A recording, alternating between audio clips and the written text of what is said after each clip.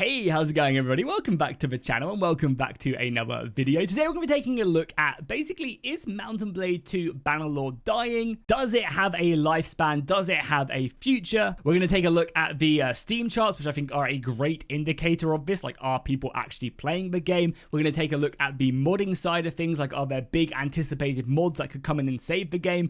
And we're also going to talk about what you guys think about it. I asked pretty recently over on my community section of Discord if you could add one thing to Bannerlord to make it feel complete, what would it be? And also kind of the feedback that you guys would give the devs. So let's dive in. We'll start off with the Steam charts. I think this is a great indicator on, like, are people bored of the game? Is new content needed? And we'll basically start off. So again, obviously when the game went into early access to begin with, we got an absolutely huge spike, 250,000 people playing the game, which is basically unheard of outside of like games like Civilization. I think Total War, they haven't even broken their numbers. Obviously, this is incredibly inflated. We had the hype of the game. We had the, it was basically a game 10 years in the making, hype-wise. Like if they dropped the next Half-Life. Also, the pandemic massively inflated the numbers as well. And then we can also take a look at when the game came out of early access over in October. And I think taking a look at these numbers is a much better correspondence than taking a look at anything before in early access. But you can definitely kind of take from this that basically a lot of people do own the game and they need convincing to come back to the game. And it's up to Tailworlds to go ahead and do that. They have a foundation of people who have the game in their library, and it's important that they are encouraged and given a reason to return back to the game. Over in October though, and again, the game released out of early access, I believe, on the 25th of October. So again, we'll take a look at October and November. Again, I think that's a better indication of, of the actual player numbers and then how that does later on affect it. So we went all the way up to 58,000 on the peak for both October and November. That was the release, with the average player count sticking around about 20 to 31,000, which again is pretty decent considering the early access to full release was basically just like one big patch. A lot of players did end up returning to the game to try that out. However, it did quickly drop off, which you would expect. Players play a couple campaigns and then like, yeah, okay, cool, I've played enough. I'll wait for the next big update to come out. And again, the next update did come out, I think in March, was 1.1, and it kind of didn't really do much. It wasn't really big enough. They managed to kind of utilize that to hold under the player base, but still nothing too crazy. And again, the player count decreased down to 14,000, which, yeah, that is a kind of a little bit of a danger levels of the game. I mean, again, not too bad, but still a little bit scary. And then we also got 1.2. 1.2 came back and loads of players returned. We got an increase on average of 5,000 players, which is amazing. That's like a big bump up for again, another free patch, which is really awesome. Again, gotta give Tailworlds props for not abandoning the game. Now it's fully released. They are continuingly to update it. They are constantly adding in these free contents. And even though that these are a little bit further apart than, say, in early access, they are much larger. They implement a lot better stuff in these bigger bundles. But then immediately, straight away in August, we see a 4,000 player drop off right away. And I think this has to do with a few things. One, 1.2 is still in beta. It's been in beta for 2 months now, and we're not seeing it made live. And a lot of people can't be bothered to go ahead and mess around with these Steam properties and change back to betas,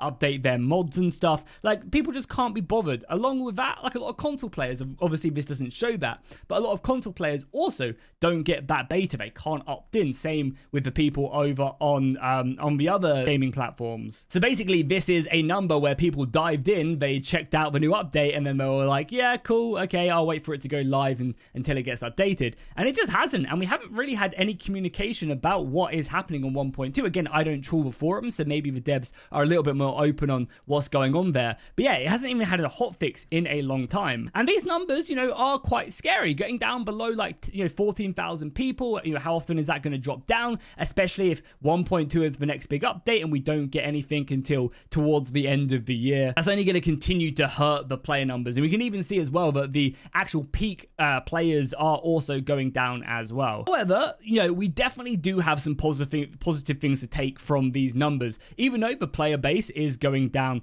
pretty rapidly, I would say, after patches. We are always getting this massive spike whenever the new update does come out. And even in beta, again, remember, people would have had to have opted into the 1.2 beta in July to play it. And that's obviously why the game did spike up. So a lot of people, as I mentioned, are just too lazy to do that. So people are really, really wanting new content to come for this game. There is a player base there with the massive peak when the game first went into early access. There are still lots of people with the game in their Steam library waiting to reinstall it, waiting to give another campaign a run. So I think the answer is Bannerlord dying? Well, kind of, but there's plenty of easy resurrection spells that can be cast to go ahead and really bring it back to life, and you know, Tailworld have the option to do that. I think as well, 1.1 and 1.2, the big patches that we received, we saw a small drop off of players, kind of a steadying the ship, and then the large increase in 1.2. Both of these patches have been heavily early game focused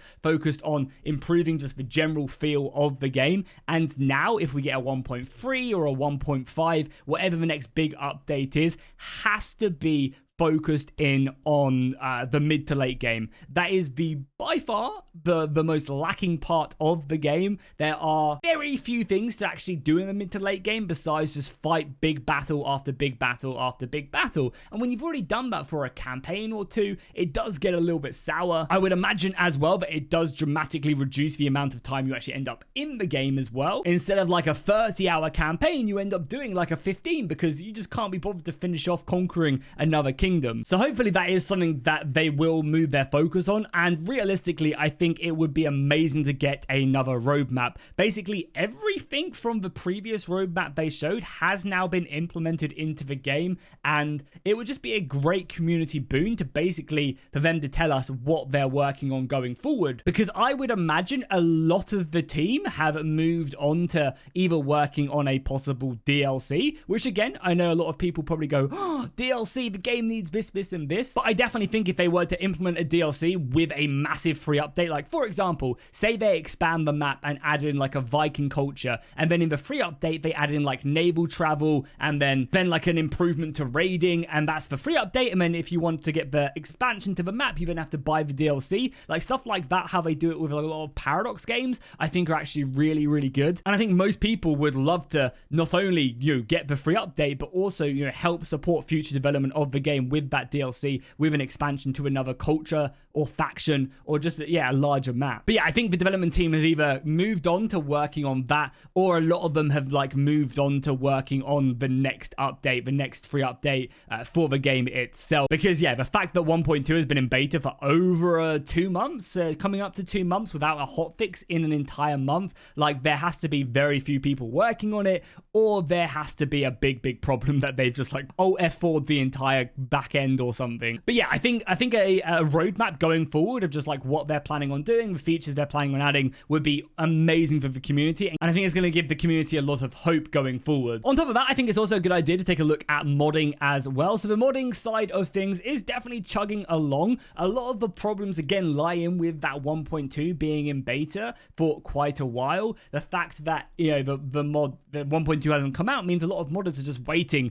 There's no point updating to 1.2 if immediately that's going to get broken when they hotfix the game or something along them lines. Alongside that, if we take a look at ModDB, which is a lot more of the future mods, this looks really bright. Like I've got to say, the Nexus mods is a little bit down, I would say, at the moment. The stocks are down just because, as I said, people are waiting for 1.2. A lot of people are just like kind of holding off on their work, whereas the mods that aren't released yet look really, really promising. These mods don't have to worry about the release schedule and patch schedule of Tailworld. They can continue to 3D model, work on mechanics, improve their game, and then deal with that later on when they actually do decide to get closer.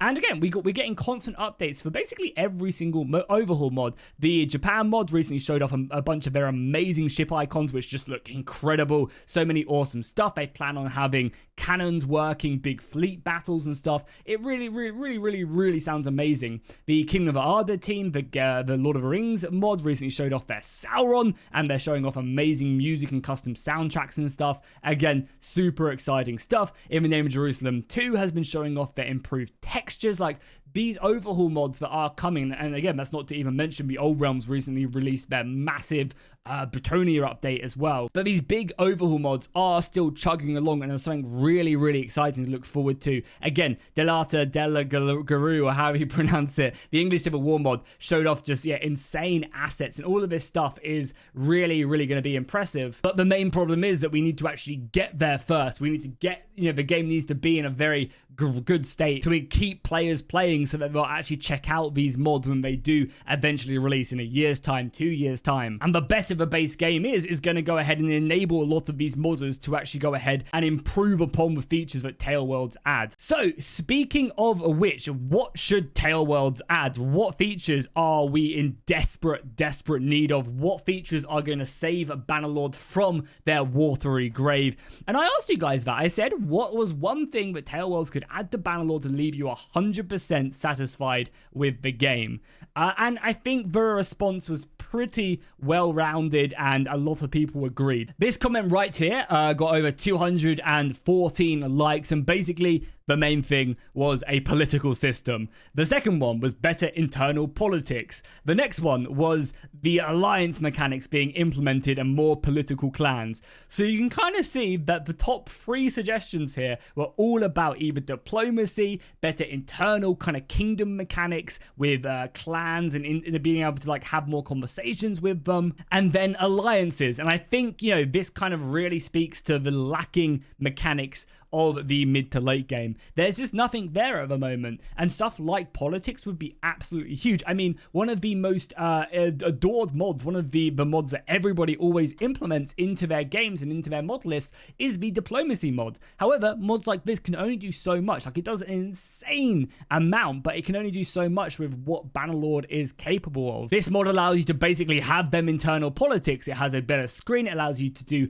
peace proposals and send messengers to clans to go ahead and talk to them. It has war fatigue as well, so wars don't just inevitably go on forever. It also has customizability, so you can adjust the influence cost, which is really good in kingdom diplomacy, and you even can form alliances. This is an amazing mod. It's just a clear indication of players just want more to do in the mid to late game, and having diplomacy. Something else as well the other diplomacy mod does do also is it allows you to start civil wars inside your own kingdom that you're fighting. So if I join Valandia, if I get enough clans to like me, we can rise up together and try and take over and kind of splinter our kingdom away, which is really cool. Having alliances formed would make the game really interesting, because maybe the empire gets really, really powerful, and then all of a sudden it's down to an alliance like in the lore. The lore is literally that, kingdoms forming alliances and having a big war to determine the state of Calradia, and that alongside implementing features where you actually maybe talk to clan members to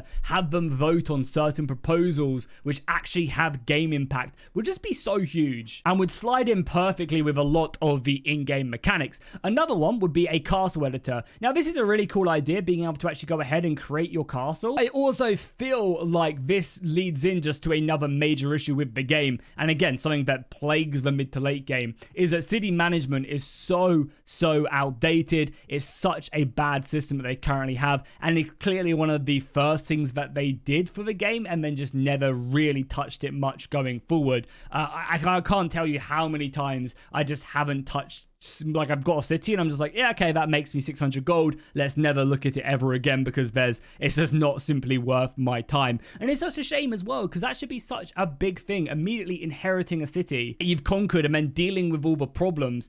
Realistically, there should be so many more things drawing you towards your city to get law and order after conquering it, to improve the workforce, to maximize taxes, rather than just seeing a prosperity number going up and, oh look, I get more taxes. I should be drawn to the city to deal with the disputes, and I definitely should be able to govern the city. At the moment, I believe you don't govern the city unless you don't apply a governor, but then you don't get certain bonuses, and it's just really weird. 100% you should be governing a city as the player, and that should have actual world game impact. That's the biggest thing right there. The building system should be completely re-scrapped, I feel like, and you should actually have stuff that impacts. You should build stuff that impacts the city. Maybe if I improve and I invest in stuff like smithies inside of my city, then all of a sudden I'll start seeing higher tier items in the shops and in the trading posts. And I know that is there with some sort of workshops, but I feel like as the governor of the city, I should be able to implement that. Maybe I could then buy more land to go ahead and sort out farming issues rather than just upgrading the garden to tier 3, which again doesn't really do much. Maybe I could decide what we sow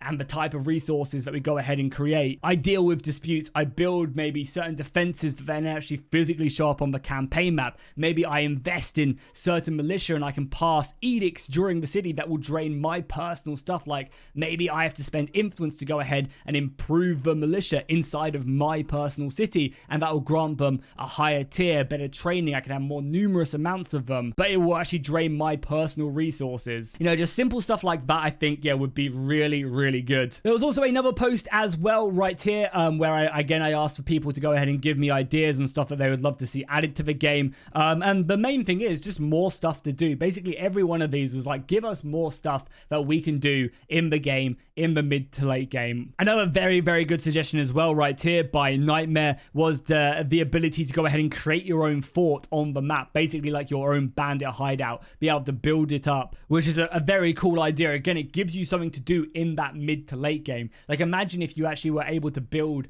maybe it was part of a quest line, you know, you go ahead and you find this derelict castle and then you actually personally have to build it up, say your clan rank 2. That gives you something else to do than just fight in your Lord's War at clan rank 2. You're going ahead and bringing resources, completing quests, maybe bringing companions to work on stations inside of that, and all of a sudden there is something completely different you get to do and keep the game fresh. I also feel like as well that the game is far too grindy right now. I've recently been playing the old realms and the speed at which you level up there is absolutely perfect. I think I was playing for about 8 hours and I had up to like 170 and a ton of skills. Like I was in basically the late game in about 8 hours, which was I think really, really a great pacing. I think a campaign should take you no more than 15 hours to really kind of feel like you could just leave it there.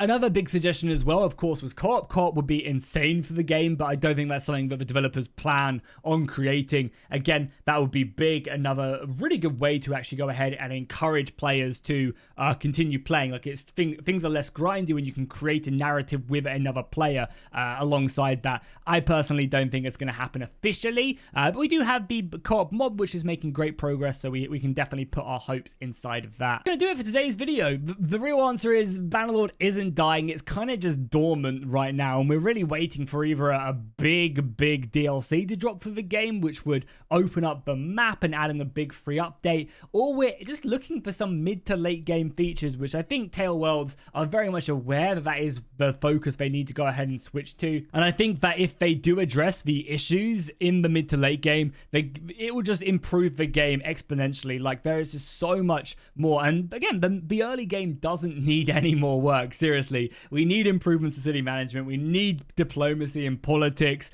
and we need a map expansion. We need more stuff to be added to the game at this point, the game that people have been playing for like 3-4 years now. So that's just my thoughts. Let me know in the comments what you guys think of that, and I'll see you in the next one.